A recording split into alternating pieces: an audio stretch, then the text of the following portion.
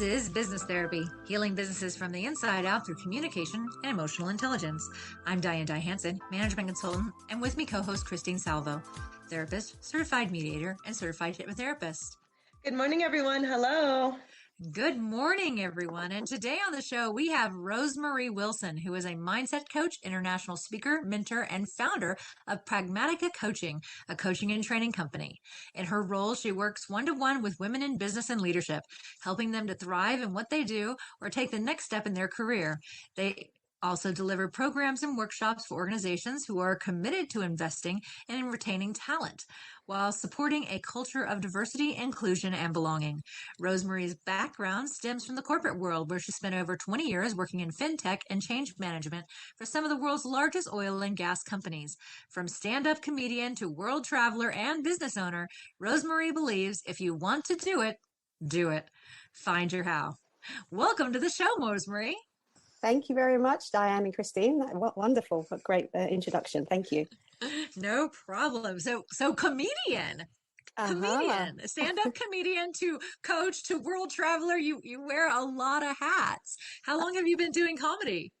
So I haven't done anything recently, but it's one of those things that I really, really wanted to do. And I don't do it so much now again because business kind of took over, but I started writing material because, I thought I was funny. So I was like, well, I'm so funny. Let me go and do a class. So I did a class. I did the first class I did, the beginners. And then we had to do a show at a comedy store, a comedy club. So, I did that. So I think I did that. It was about 8 years ago I did that. I started doing it. I did the first class. So yeah, that's about 8 years. Well, I'm laughing at you telling the story because it's funny. There's so much to tell on that. I don't want to go on for hours, but the first time when you get up, it's so nerve wracking. You get up there, I think I'm funny. I'm like, are these people going to think I'm funny? And you get the first laugh and it's just such a buzz that, your material's landed in the right spot. And then you get your second laugh and then you're like, okay, the nerves are reducing, and then you get your third laugh and so on. And it's just amazing. Such a great experience. Yeah, definitely like getting the energy from the audience too. Right. And that bounce. So your story made me think of something I just saw actually today on social media. And someone was like, gosh, I'm really tired of all these kind of thought leaders saying, don't care what anybody thinks. And I think stand-up comedy is such a perfect example of, yes, do care. Like, it's okay to care. You just don't have to like hang your hat on it. You don't have to, put your identity according to what other people think or feel. But on some level, if I'm a stand-up comedian, it's important that people think I'm funny. If I'm a business consultant, it's important people think I'm effective. If I'm doing any kind of service to others, it does matter what people think, right? It does. It definitely does, because you're delivering something, whatever that is in that moment of time. So it doesn't matter what people think if you want to engage with them. But sometimes I do believe that we place too much pressure on what people think. So I think there's a balance, because otherwise, if you place too much attention to what people think, then you kind of stop doing things. So there's that balance. So I agree. It's important to have a good character, maybe reputation, but just don't go overboard in worrying about what people think all the time. Yeah, I love that you said that, RoseMarie. I completely agree. It's a balance thing. So do things that scare you, put yourself out there, do something that makes you shake, like stand in front of people with stand-up comedy, because that's a really vulnerable position. I'm imagining like, oh no, and then that quick sinking ship if it doesn't go right, and then everything that comes after that. So I love that balance piece. Yeah, it's great. And part of your character is about how do you rebound when something doesn't land the way you want it to? What do you do then? And part of that character building is, I've done it a few times, and I made one joke where I was kind of testing my material and it landed so badly. And I made a joke about how badly it landed, which made everyone laugh. So you have to think on your feet. So, and I think I'm a troubleshooter anyway, so I'm quite natural with that. So it worked. So, phew. Well, and that's the same as in business as well. And you work with women one-to-one in business. Being able to think on your feet in business is so, so important, especially when your company is growing and things are changing and things just aren't landing the way you expected it to. So, but rather than it being a joke landing the way you expected it to, it's a product, it's a service, it's just the way of the world not landing the way you thought. So, what advice do you have for business women who are really navigating some difficult waters right now? So it's sometimes people say it's a cliche, but there's always something to learn when things do not land how you want them to. And I'm a bit of a it's really important for me when I'm working with my clients to, I always say, your energy goes where your focus goes. So think about where you're placing your energy. So if you're hung up on it didn't work out how I wanted it to, what can you do differently to to consider what you learned from that situation and how can you replan, because the world is not designed for perfection, so you've just got to take that step back. So my advice is, don't get hung up on what didn't go the way you wanted to. Spend 5 minutes, 10 minutes, half an hour, half a day, whatever, cry it out, wail a little bit, but make sure you then focus your energy on what could you do differently, or what did you learn from the experience, etc., and start putting that into action. That's the best piece of advice I've got for when things don't go the way you would like them to. So, RoseMarie, this is kind of my favorite part of doing this show is really kind of hearing your story. What's your journey? How did you kind of get from here to there? And not necessarily chronically or chronologically or bullet to bullet, but more like the elevator pitch of my life, my story. This is what got me to where I am, and this is why I'm doing what I'm doing. Because I tend to find that the human story is really the most inspirational thing that we have. Yeah, definitely. And for me, it probably is chronological, but it's gone back and forth. So it started as I had a pretty tough childhood. Don't want to go into details, but pretty tough childhood. Domestic violence in the background, and I still remember being in the playground at school, helping other kids, even though I had difficulties going on at home. So I think my nurturing side has always been in there, but it just didn't have time to breathe, to grow when I was younger. And I went through life just doing what your parents say, study, get a good job, buy a house, whatever, buy a car, all that sort of the material stuff. But inherently within me was that desire to help others. So I had a fantastic and wonderfully successful career. But the exciting part for me about my career was the conversations I had during, a project, or some tough times when someone was having a meltdown because they couldn't get home to see their kid, or, it was like 12 a.m., midnight, and we hadn't got home. We were eating pizza for the third night in a row. And that, the human side of change was really the thing that helped me get through those tough times, helping someone else. And again, it sounds a bit cliche, but that's what makes me shine. That's what makes me get excited. There's other things in life, but that's one of the things that got me excited. So as I grew in my career, I started to feel that there was more to life than this. I didn't want to get to my pension and say, this is it, and I hadn't tried. So then I started looking at what could I do differently around, outside of what I trained to do. And the more I thought about helping other people as a profession, the more excited I got about the possibility of doing it. So that's kind of my story of how I arrived at doing what I do now. And I'm still growing as well. I'm still developing, which is also amazing. I've changed in the last 8 years phenomenally. And I owe that to my retraining, which I love it. I embraced life. Even getting me through this pandemic, my training is helping me. So that's quite a fantastic area, and allowing me to help others through it as well, which is amazing. I love that. Beautiful. I love your resilience. I love that you're utilizing your resilience to lead others. And you mentioned that you also work with not just individuals, but you work with companies who want to retain their employees. What are the key points of retention? What are some good retention best practices? Your people. So, you can't have an organization without focusing on your people. So no matter your product and your service can be amazing, but behind that are the people that are helping you to deliver these.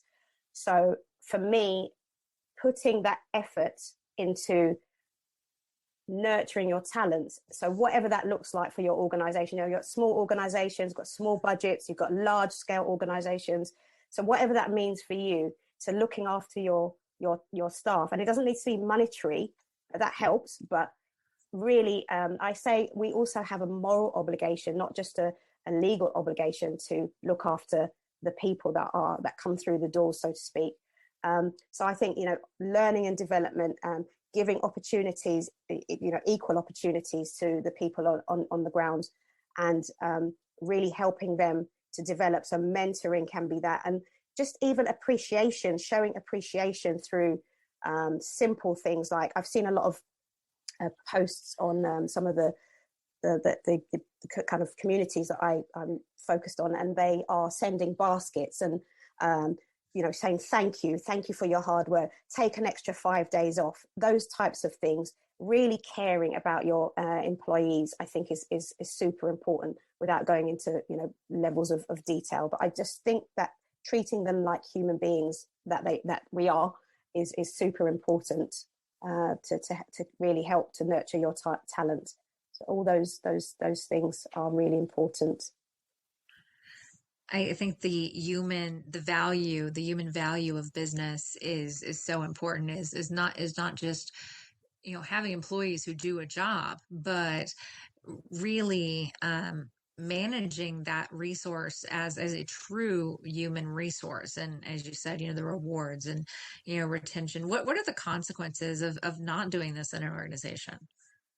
So there's obviously people leave, and then the bottom line is, if you have high attrition rates where lots of people are leaving, you're constantly having to recruit, your recruitment fees, your hiring fees are going to skyrocket. And, the numbers, the data will tell you what's going on. So, if that's something that's not important to the organization, then, so be it. But I think that any organization that really cares about where they're spending their money wants to be looking at, well, if I do these simple things for my employees, am I going to allow them to, am I going to ensure or try to ensure that they stick around and that they stay, and that they also talk about me. They say, oh, my company is really a great place to work because they look after me. They take time to nurture me, nurture my talent, to help me develop, to help me grow, whether that's through courses or personal development, soft skills, whatever's needed, training, tech training, whatever is needed for that organization. So then you're less likely to have people leaving and or saying not very nice things about your organization because you treated them badly. I think that's quite key in today's society as well. Yeah, there's a huge splashback on organizations that don't treat their employees well, and with social media even more so. I have a client who, basically engaged my firm because they were receiving very, very poor reviews on Indeed. And it was really halting their ability to find new talent to work with the organization, because the first thing that employees do these days is they go to Indeed, they go to Glassdoor, they go to one of the review sites, and they say, check out this company and what it's like to look for. So that proof of good treatment is really important to have. So when a company engages you in particular for retention work, where do you start with them? So usually I'll have a conversation about some of what they're trying to achieve. Basically, I won't say some of the challenges, because that can be behind the scenes. They don't necessarily want to share that with you in the first instance. But what are you trying to achieve? Is it, for instance, we just want to give our employees something to look forward to? Is it an initiative that's happening? So I try to find out what's, I don't try, I find out what's going on for them. What's the objective of the session? My work is around communication, confidence, emotional intelligence. So it's usually in that vein that I would be engaged to help and support the employees of an organization to find out what's going on with their goals or objectives for that particular session. And from there, I also would talk to them about what else is going on with the culture within the organization. So are there challenges around inclusion? Have they hired lots of new people and they want to integrate them to understand the culture of the organization? So what's going on for the organization that they would need my help and support to kind of bed down any new initiatives going on as well. So that's some of the areas that I would help to nurture the talent within the organization, either existing talent or new talent coming into the organization. Yeah. And just starting that nurturing point. And what are some of the most nurturing things that a company can do to really drive home that their employees are heard, they're important, and they're fully supported? So there's obviously lots of different activities that can happen within the organization. So some of them I wouldn't be involved in, but surveys, and not just tick box surveys, but really following up with those surveys. What are the people saying about the organization or the team they work in, or perhaps a particular manager or leader? What are they saying? What's you can anonymize these surveys as well, so that people can really get to the heart of things, the truth. So that's a way to really find out what's going on. With the workshops as well, asking questions within those, or the programs, asking questions, because a lot of people, when you ask specific questions, they're more likely to say what they're truly thinking when you ask them in a particular way. So then you can get to the heart of what's going on for that organization as well. I like that you brought up the assessment as the first step, and not just to, as you said, not just having the tick box like, yes, no, but really digging into what those employees value, and maybe even a layer deeper is discovering what employees feel should be improved within the organization, and what's working within the organization, and relying on some of those internalized. So one hot button issue that I'm is a high area of interest for me is performance reviews. Do you work with organizations on those? So no, but interestingly, I don't get, because that's a quite granular level of quite personal between the employees and their line manager. So, but interestingly, I was the assessment comes up so much in my one-to-one work. So people are afraid of them because they feel they're going to be poorly judged. But I like to see them, and this is something I do, I like to see them as, if you were doing a project, wouldn't you want to be doing a good job? You want to deliver it on time, you want to be effective, you want it to deliver what you said the project's going to deliver. So I always say, take a step back, rather than be personalizing your assessment, see it as you doing a role for your organization. So strip out the emotion to begin with, put the facts down.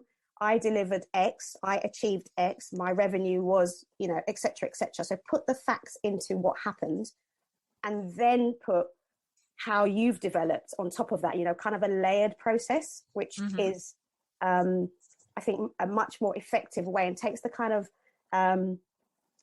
the pain out of assessments, because a lot of people don't like assessments. And when I was in the corporate world, I remember everyone was like, oh God, it's assessment time, and people worrying. and the management, the leadership team going, oh, I've got to do assessments. So everybody's looking at it as a kind of hard work, a hard chore. But if you just strip out that kind of emotion of it's hard work, and see it as a kind of a joyful experience, almost, dare I say that, and you have joy at work. But, and just put the facts in first, and then put the emotion, the personal aspect, let's say, the personal aspect in, layer it on top. Then, both sides get to where they want to go, and can be developed, or the feedback is on that piece of work, or that your progress for that piece of work, or for that 6-month period, etc., whatever it is that you're being assessed on. Hope that all makes sense there. Yeah, that made perfect sense. And I'm even thinking of our personal assessments, how we are at work, sometimes translates at home, sometimes it doesn't. But most of the time I would say we're the same people. We carry similar traits wherever we are, right? So whenever we're taking even that personal inventory, we're making an assessment of a situation, assessment of a fight with a family member, assessment of anything going on, even how we like our job, or if we feel like they're treating us well. I love your process. So first of all, it's just like, remove yourself. It may be your life, but we're not always effective when we're in first person, right? Because then we have our filters, our emotional barriers, anything that's going on with us, including additional stress. So take the step back, remove yourself. Look at this. I always like to say, attack the problem, not the people. So put the problem in the middle of the room and go, okay, hey, so-and-so, you did all right on this job. It was probably a good B, maybe a low B, high C effort.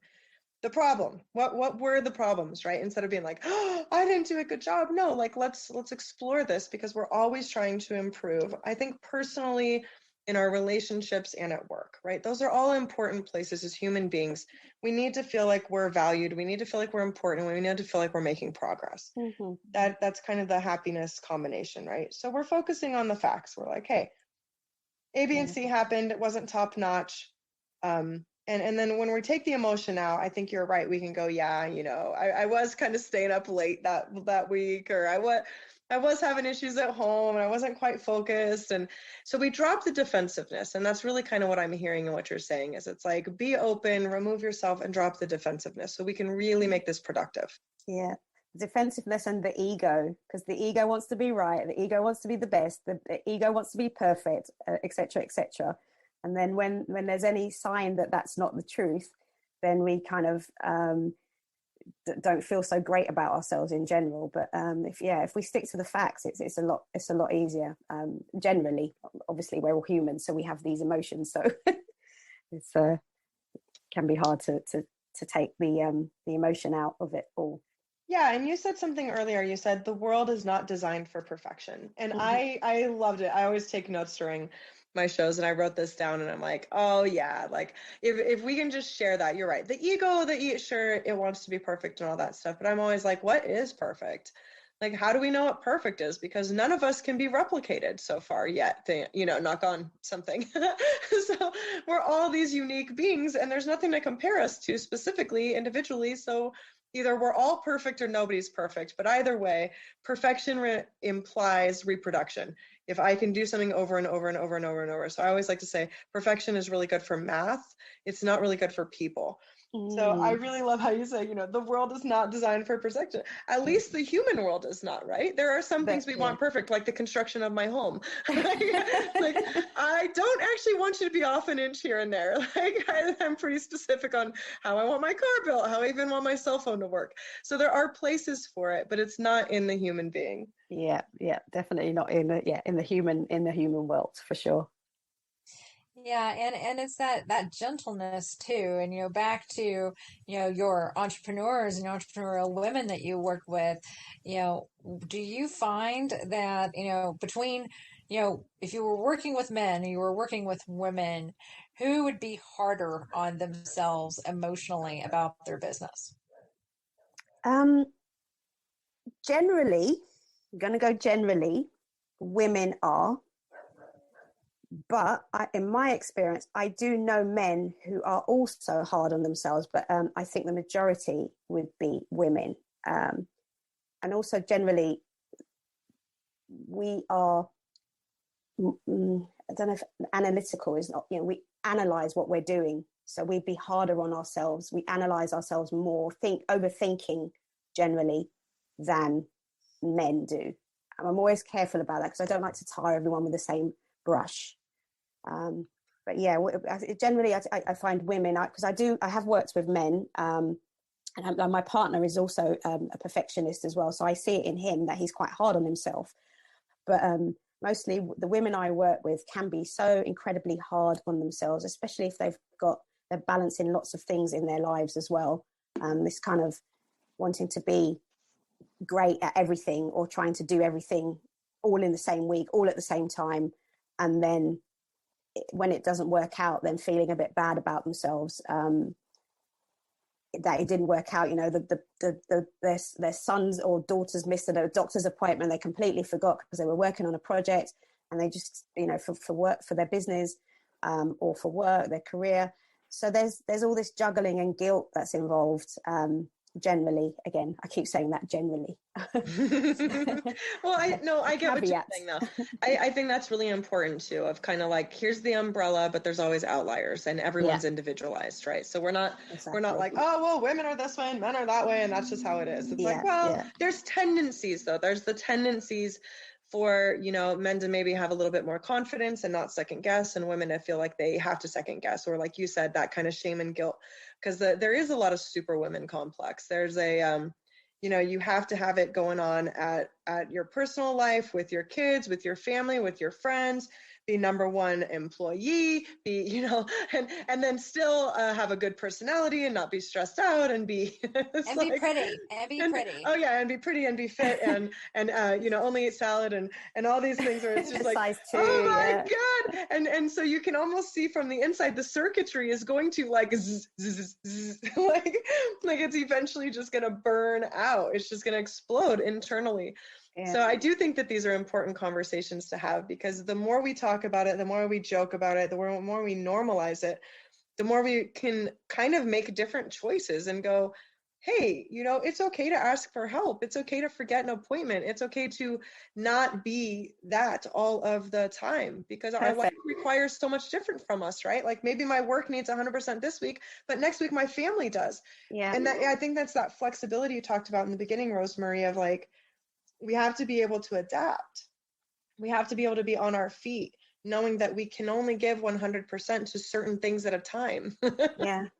And it's the messages that we send to ourselves and the world around us. Like if we all were more open about not being perfect as humans, we can lighten the load more. That's the message we're sending throughout your work, whether it's your own business or whether it's your career, whatever you're doing.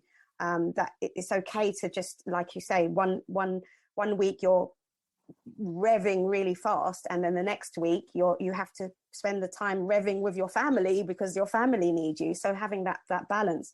But I do think it's important about the way we speak to ourselves and the way we communicate with each other to and say, well, it's okay to take the break, take the accelerator off every now and again to do something differently.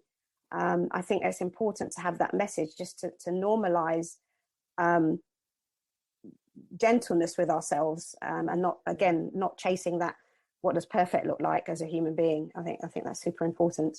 Exactly. And to tie your two focuses together, working with women one-on-one and the organizations and their employees, sometimes we have to, be our own best boss. Yeah. We have to be gentle with ourselves. We have to maybe do an assessment and do a check-in and see, how we're doing and give ourselves that love and attention and self-care. No, we're not going to run and give ourselves a bad review on social media, but our internal organizations certainly will collapse if we treat ourselves like Mr. Scrooge and Bob Cratchit. Yeah. Sometimes we just need to not be emotional misers with ourselves and be gentle and be kind and all of that. Yeah. So, RoseMarie, if someone wanted to learn more about you, where would they go? So I have a website. Can I? Yes, please. Absolutely. Okay, so it's obviously www.pragmaticacoaching.com. I'll spell Pragmatica, which is PRAGMATICA coaching.com. And I'm also on LinkedIn, and it's RoseMarie Y. Wilson on LinkedIn. So that's me. Wonderful. Wonderful. Well, thank you for being on the show, RoseMarie. It was just a blessing having you. Thank you very much. Yes, thanks for keeping doing what you're doing. It's beautiful work. Thanks so much. Thank you. Wonderful. This has been Business Therapy, healing businesses from the inside out through communication and emotional intelligence. I'm Diane Hansen, management consultant. And I'm Christine Salvo, licensed marriage and family therapist, certified mediator, and certified hypnotherapist. Thank you so much for listening and have a wonderful day. Have a wonderful day. Bye-bye.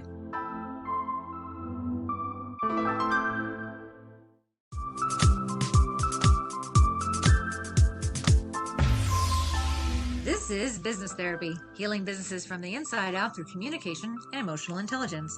I'm Diane Hansen, management consultant, and with me co-host Christine Salvo, therapist, certified mediator, and certified hypnotherapist. Good morning, everyone.